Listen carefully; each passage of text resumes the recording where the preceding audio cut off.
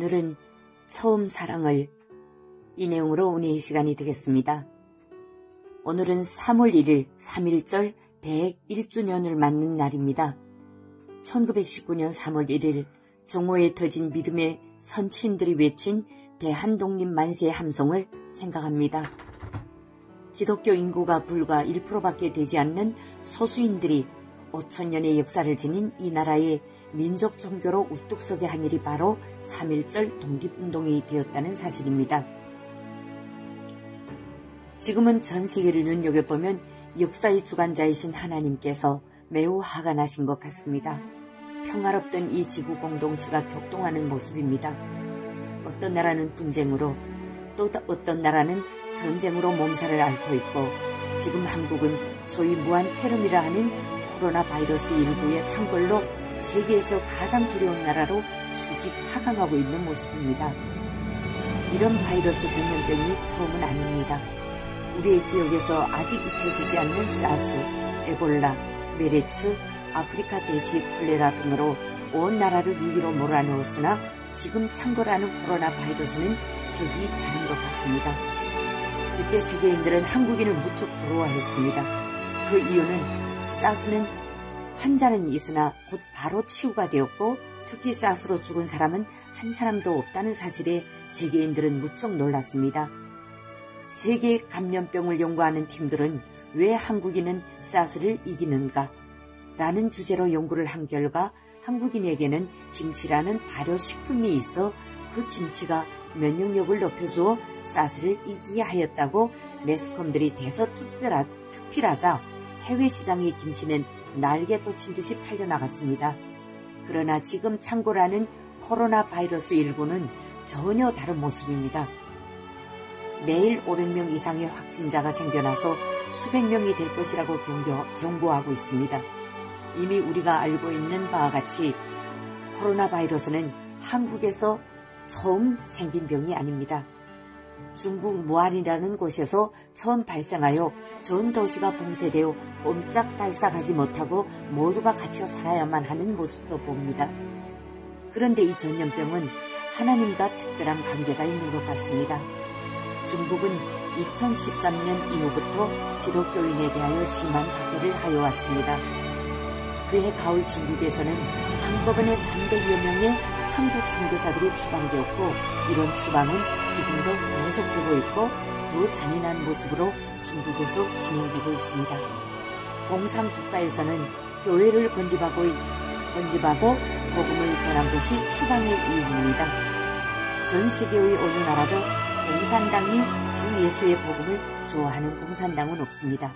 왜냐하면 공산당의 핵심 사상은 무신론이기 때문입니다. 2013년 이후 중국 공산당은 본격적으로 교회와 선교사들을 핍박하였는데 그 중심지가 무한이었다고 합니다. 교회를 굴착기로 폐쇄하려 하였고, 교회당 건물을 부수지 않았다고 할지라도 교회당 안에 공산당기를 개양하게 하였고, 시진핑 사진을 붙여 숭배하게 하였다고 합니다.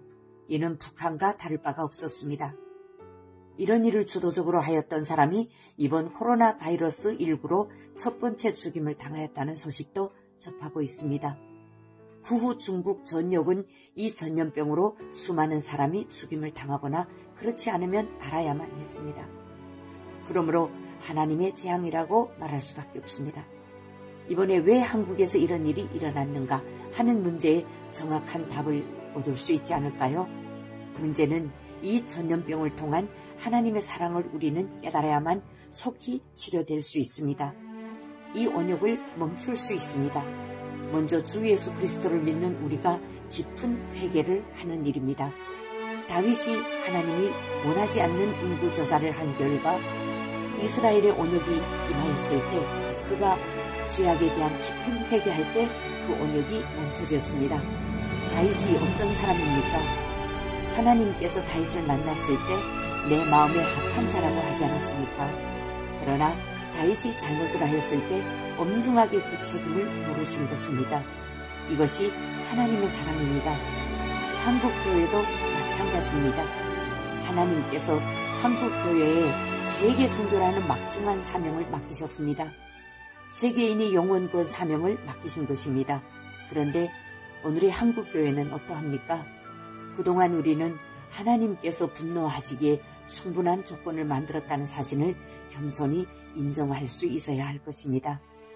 이때 우리에게 주시는 말씀은 요나서에 기록된 니느웨 성에 대한 하나님의 분노와 그 분노를 멈추게 한 요나의 메시지와 그 메시지를 들은 니느웨 성민들이 왕으로부터 평민들이 한 마음으로 금식하며 회개하는 모습이 바로 하나님의 자비와 긍휼의 문이 열린 바로 진정한 회개였습니다.